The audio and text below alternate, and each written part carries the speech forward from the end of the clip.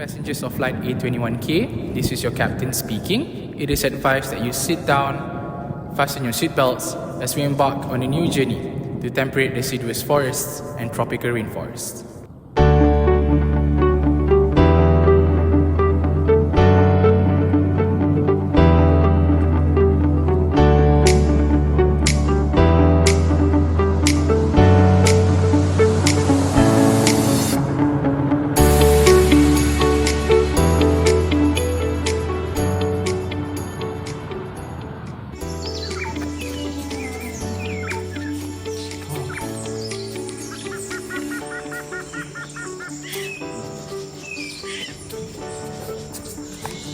Hola, soy Tina. Today, I'm here to be your tour guide to our first destination, which is temperate deciduous forests. Do you guys know what are temperate deciduous forests? No, it's okay. That's why I'm here. I'm going to show you around the temperate deciduous forest. Let's go.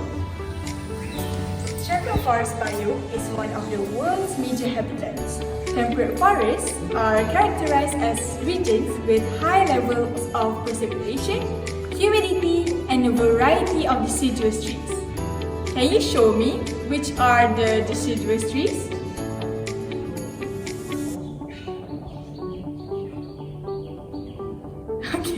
Okay, deciduous trees are trees that lose their leaves in winter, decreasing temperatures and shorten daylight hours. In fall means that they decrease photosynthesis for plants. Thus, these trees shed their leaves in fall and bud new beautiful leaves in spring when warmer temperature and longer hours of daylight return. Fun fact, temperate deciduous forests are most notable because they go through four seasons, which are winter, fall, autumn, and also summer. Yes, summer. Leaves change color in autumn, fall off in winter, and grow back in the spring. These adaptations allows plants to survive cold winters. Do you know where can we find this temperate deciduous forest area? So, the location of the deciduous forests are typically found in the northern hemisphere. Some locations of temperate forests includes Eastern Asia, Central and Western Europe, and also Eastern United States. The temperate deciduous forest runs across the northeast coast of the United States of America, surrounding the Great Lakes and the Appalachian Mountains. It then branches northward into southern Ontario, Quebec, Nova Scotia, and New Brunswick. So today we're going to focus on the Appalachian Mountains. Do you know that temperate forest has a wide range of temperatures? So the temperature range from hot in the summer with highs of 30 Celsius of temperature to extremely cold in the winter with lows of negative 30 Celsius. Temperate forests receive abundant amounts of precipitation, usually between 500 and 1,500 millimeters of precipitation annually. This precipitation is in the form of rain and snow. Bob! Hello. Hi, did you know that the nutrients from the temperate deciduous forests are recycled more slowly than in tropical rainforests? The nutrients are cycled between three stores. First one is litter, which is the dead organisms such as leaves. The second one is biomass, which is the living organisms such as trees. And the third one is soil. These nutrients are fairly shared between the three stores. However, biomass is the largest store between the three as there are a large number of trees in the forest. The soil nutrient store is quite large due to the inputs of nutrients transferred from weathered rock and combined with the nutrients transferred from the litter layer through decomposition. The nutrient cycle is slower than in tropical rainforest because the temperature is not as high, so the decomposition is slower and there is less rainfall. Deciduous forests also have a shorter growing season because the the rate of nutrients uptake by vegetation is less than in the tropical rainforest, and the biomass is also less than in tropical rainforest. The net primary productivity of the temperate deciduous forest ranges between 600 until 1,500 gram per meter square per year with high litter production, and the litter mostly come from the leaves that falls during the winter season. So, what are the limiting factors of the temperate deciduous forest? The temperate deciduous forest has a limiting factor, which is, the first one is the lower temperature, and the second one is low rainfall. These two factors affect the rate of photosynthesis and the net primary productivity produced by the temperate deciduous forest. Fortunately, these temperate deciduous forests have a very high biodiversity index. This is because this biome houses a very high density of plant life. This high density forest contains a countless number of deciduous trees, which also house a countless number of animal species. So, what are the living organisms that live in this temperate deciduous forest? The example of plants that live in this temperate deciduous forest are the broadleaf trees such as oaks, maples, and beeches.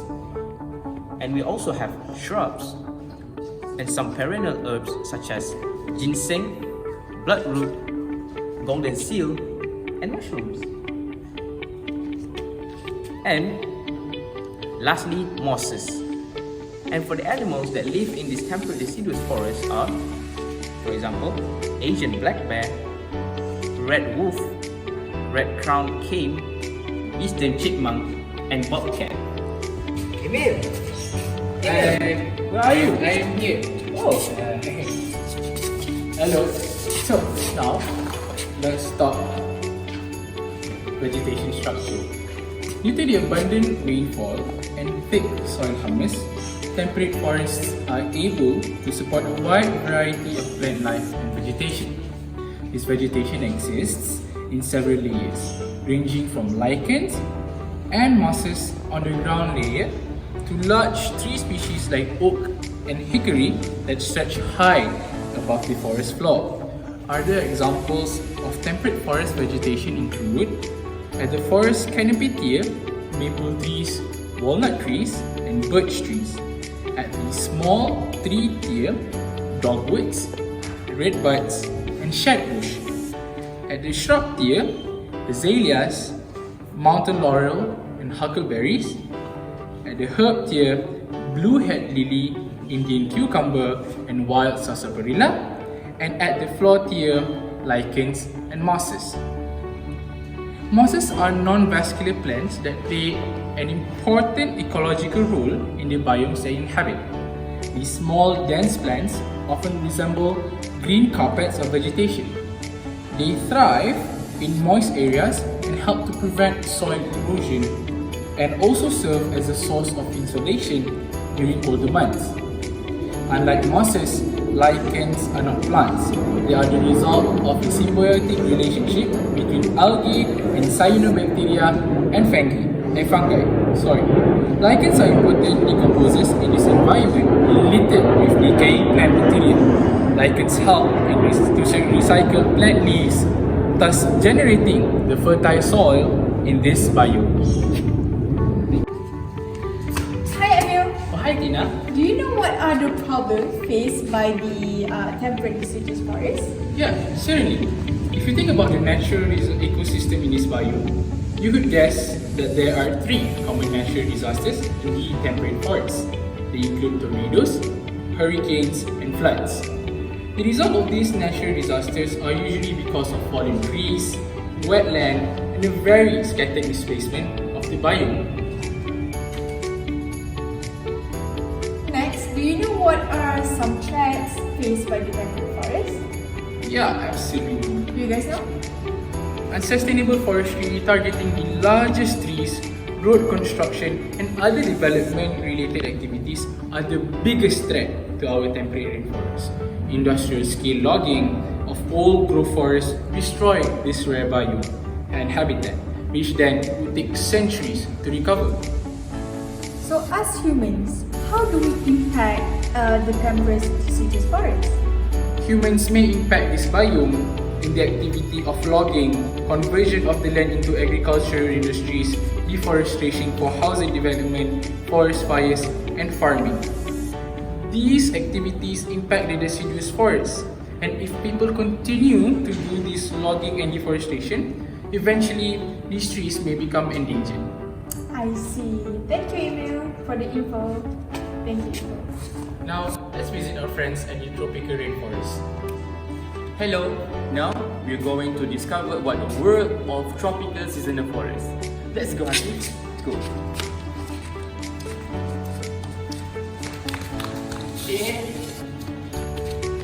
Hello guys, have you ever wondered that what is the places that I'm going to take you guys on? Would you like to guess? Sorry? Yeah, that's correct. Now we're going to look at the Madagascar lowland forest.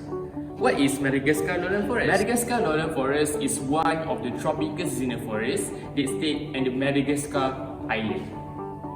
What is the climate of Madagascar lowland forest? As one of the tropical seasonal forests, Madagascar lowland forest has a constantly warm and moist, which is the average rain per year is very heavy. It is known as moist deciduous and semi-evergreen seasonal. As it is constantly warm and moist, the nutrient cycle is very fast, which is it has a rapid decomposition.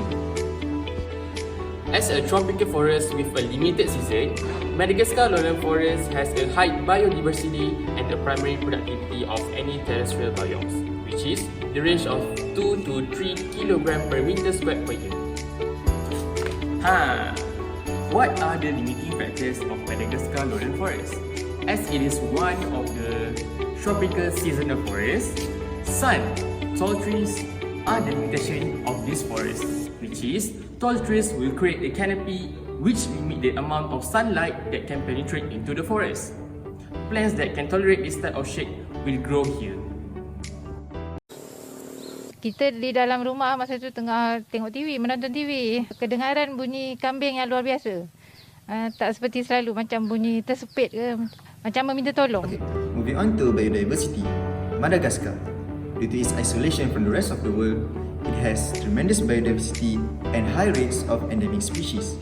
With over 200,000 species for the named animals, 50 species and subspecies of lemurs are endemic and near endemic to the ecoregion, including the ii, the hairy-eared dwarf lemurs, the golden lemurs, and the grey-headed lemurs. In order for these animals to survive, it must be able to adapt to the year-round humidity and constant warmth. So for the animal adaptation, these animals comes in various colors as camouflage, and they are able to move freely among trees, and they can also swim and cope with wet and swamp-like environment. As for the birds, many of them have larger and stronger beaks. Most of the animals are poisonous, and due to the competition of food with so many animals, some animals are specialized and only eat one type of plants or insects. Moving on to the vegetations within Madagascar lowland forest, the lowland forests have a rich biodiversity of pandanus, bamboo, palm, and epiphytic orchid species.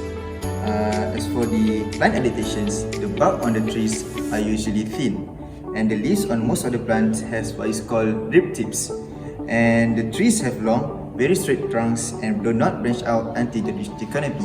This ensures that the tree can receive lots of sunlight. Speaking of sunlight, most of the trees have very large and humongous leaves so that they can absorb as much sunlight as possible. Fun fact, most of these trees are actually carnivorous, so many of the plants have an opening filled with nectar in order to attract the small insects. And many flowering plants will grow on to bigger trees, so they can also receive sunlight. So, we begin. So, what about the problems occurring here in the tropical rainforest? One of the problems occurring here is deforestation. Most of Madagascar's rainforests have been cleared for slash and burn agriculture, pasture, firewood, or construction materials. This area is now largely covered by secondary grasslands. Remaining forest areas are being destroyed by burning of surrounding degraded savannas. Mangrove forests are in better condition. Carbon emission increases as a result of deforestation. Madagascar has already lost 80% of its natural areas and continues to lose an estimated 200,000 hectares annually to deforestation. The rainforests of eastern Madagascar, particularly on the Masoala Peninsula, are also threatened by logging for timber. The high value of the Malagasy hardwoods, mostly ebony and rosewood, both up to $2,000 a ton in international markets, makes illegal logging a significant problem in some protected areas. Now that we have studied both of these areas, let's compare and contrast both of these biomes. The similarity that both of these biomes have is that they are very rich in biodiversity. They host a large number of species of both plants and animals. How about the differences? The most notable differences between these two biomes are first and foremostly the climate. The climate for temperate deciduous forests is 4 seasons, having to go through summer, autumn, winter, and spring. However, for the tropical rainforest, the temperature is more consistent, being hot, warm and moist all year round. Secondly, the productivity for temperate deciduous forests is 600 to 1,500 grams per meter squared per year, whereas the productivity for tropical rainforests is around 2,000 to 3,000 grams per meter squared per year. This shows that the productivity at tropical rainforest occurs at a higher rate compared to the temperate deciduous forests. In conclusion, it is important for us to acknowledge the effects of human activities in these two natural and beautiful biomes. We must be able to take the appropriate actions and measures to prevent us from further damaging these two beautiful biomes. I hope this has been a very productive visitation to both of these biomes. Thank you.